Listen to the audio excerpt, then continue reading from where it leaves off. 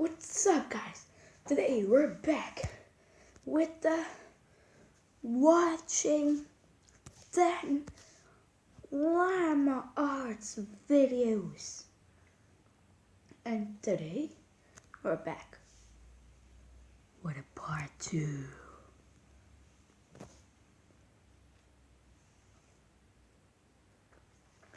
So yeah, you guys really did a great job. You guys asked for it. I said 3 likes. We got 3 likes. Done. Part 2. But guys, it will take too long, so I'm sorry, but there will be a part 3. Yeah, there will be a part 3. And that will be the last part. So yeah. And to unlock part 3, aka the last part, I want on this video 5 likes. 5. So yeah. Like. Make sure to subscribe too. Yeah. Subscribe to Llama Arts too, cause look at his subscribers. So yeah. Let's get in this video. I didn't know her house phone number, otherwise I would have called her parents. It wasn't until midnight. If you saw part 1 until the end, you know where you were. As soon as she looked at her window and saw the person standing there, she screamed. And that caused the person, who turned out to be a 20-something-year-old man, to open the window and jump into the room. From there, she ran to her parents' room and woke her dad, who went to her room to find nothing but an open window. It wasn't exactly a personal story of mine, but it freaks me out nonetheless, knowing that the only thing that saved my friend from whatever could have happened was the fact that I was able to see the window through her selfies, unbeknownst to the creeper at her window. Wait. The thing that saved my friend from whatever could have happened was the fact that I was It's able to see looking the window happy, through that her bunny. selfies, unbeknownst to the creeper And now at it's her not. window.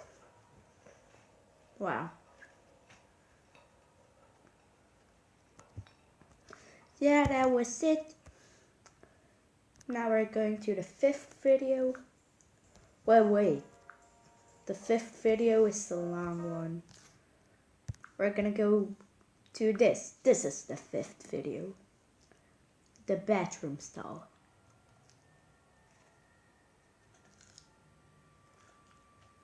What's that noise? So this happened a few months ago. I'm 26. I was at JFK Airport in New York with 5 friends. All of us were about to fly down to Florida to spend the week in a beach house. We had a few more minutes to kill in the airport before we would board our flight, and I really had to go to the bathroom all of a sudden. I was baffled to see a line out the door for the bathroom. I noticed a janitor walking by, so I asked her if there was another bathroom nearby that wouldn't be so crowded. She laughed and told me she shouldn't really be telling people there was another bathroom past the door she was pointing at, down a narrow flight of stairs and to the left. I thanked her because she was extremely nice and followed the direction she gave me. Sure enough, behind that door that no one would think to open was a small stairway that led down to a really poorly lit, skinny hallway. It was so narrow that if 2 people were to pass by each other, one person would have to stand against the wall to make room. I found the bathroom right away. The door was extremely heavy and hard to push. Also, the lights were on inside the bathroom, and it was filthy in there. It was evident that nobody ever really came in there to clean. Now, this is a little embarrassing to mention, but when I go to the bathroom in public places, I always try to make sure nobody else is around to possibly hear me going. So after checking the stall to see that it was unoccupied, I went back into the hallway for a second to take a look down both directions. To the left, there was somebody standing at the end of the hall, in a dark, unlit section of the hallway. It was a disturbing sight, to say the least. All I could do was awkwardly pull my head back into the bathroom and try to pretend we didn't see each other. I went into the stall and just stood there biting my fingers for a minute, dreading the thought of that door opening. And of course, it did. I saw the man's black shoes under the stall door as he walked to the stall next to mine. shut the door, and then there was silence. No sound of the man unzipping his fly or sitting down, nothing. I realized I didn't really have to go anymore, and went to unlock the stall door. That's when I looked up and saw the man's head peering over the stall, looking at me. I nearly had a heart attack as my screams bounced off the walls of the tiny bathroom. I ran back up those damn steps and out that door, and then casually walked back over to my friends. I was breathing heavily, but nobody seemed to notice. I didn't tell anyone just because it was embarrassing, and I didn't want my friends to make fun of me in any way. I know, I guess that seems stupid now. We went on to have our Florida vacation and all had a good time. Of course, the thought of that creepy man haunted me every night that week.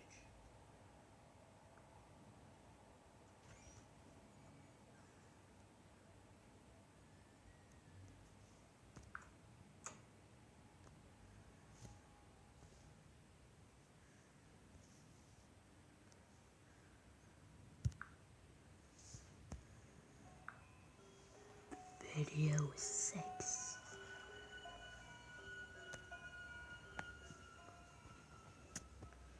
It was approaching the end of summer, and my friends and I wanted to do some cool, mischievous things before going back to school. So, we had the genius idea one night to sneak into a nearby community pool. It was actually only a couple blocks away. It's right smack in the middle of a residential area. So instead of sitting on a main road or something, it actually just sat around a bunch of houses on a quiet road. During the hot day, the little parking lot would be full and the spot would be bustling. But at 1 in the morning, the place was of course dead. There's obviously a big fence surrounding the whole front entrance, as well as a cage that gets closed up when the place closes. So our best way was to get in through the side. We snuck into the backyard of a neighboring house and hopped the fence over to the pool. It was as easy as that. The four of us took off our shirts and jumped into the pool, which in retrospect wasn't smart, since any of the neighbors could have heard the splashes and just called the police. But we were dumb high schoolers. It was very, very dark within that whole enclosing. This pool had no lights, which is why it closed at sunset. James, Courtney, and Alyssa were on the other side of the pool, as I was just kind of doing my own thing at first, swimming around and getting my face wet. I saw Alyssa get out of the pool shortly after and run away. I swam over to see what was going on. She was just going to the water fountain, though. The three of us just bobbed around in the water for a bit, and eventually we heard Alyssa jump back into the pool from the other side. It was too dark to see much more than her black hair covering her face. But just then we heard Alyssa playfully call something to us as she was walking back to the pool. The three of us in the pool looked at each other. I know they were doing the same thing as me, counting heads. There were three of us on this side of the pool, and here came Alyssa walking over to our side. So who was that on the other side? Alyssa got in, but the three of us were distracted, looking at the head bobbing around the water across the pool. James said across the pool, "Who is that?" Not even 2 seconds later, the head went underwater and disappeared from view. We took this time to whisper to each other, mostly things like, what should we do? What if that's security? And should we run? Suddenly I felt something grab my leg with force and tried pulling me down into the water. I kicked, splashed, and yelled for help.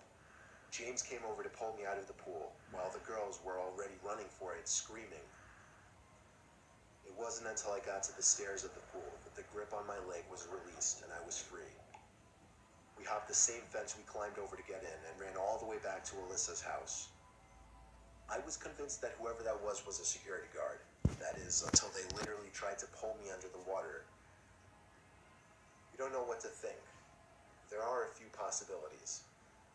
Maybe it was just another kid messing with us, maybe it was a security guard who went way too far, or most likely, it was a dangerous person who had ill intents.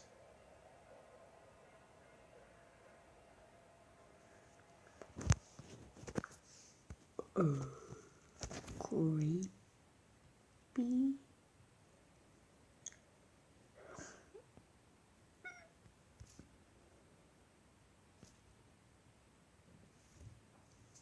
We already did 1, 2, 3, 4, 5, 6. Video 7.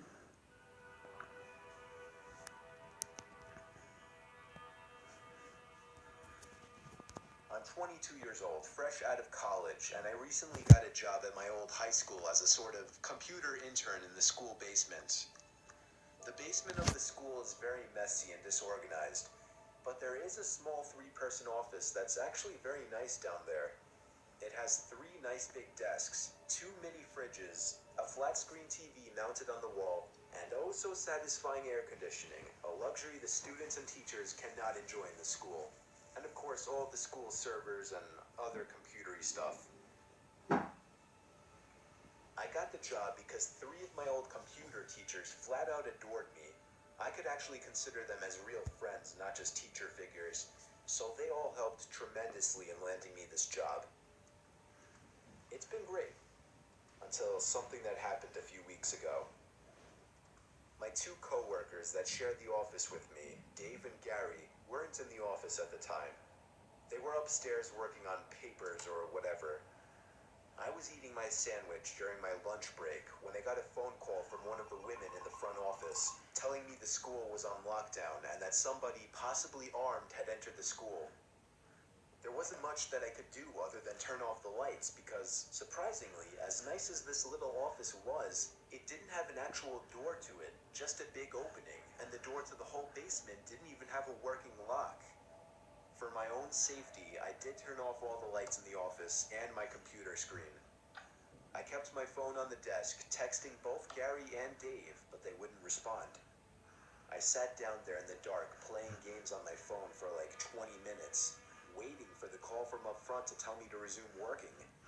I had no idea what was happening. I couldn't hear what was going on upstairs from down here.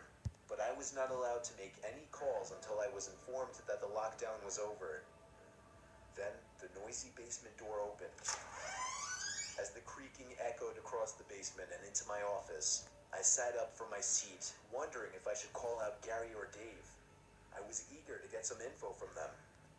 Someone then came running down the stairs, and their footsteps were approaching my office.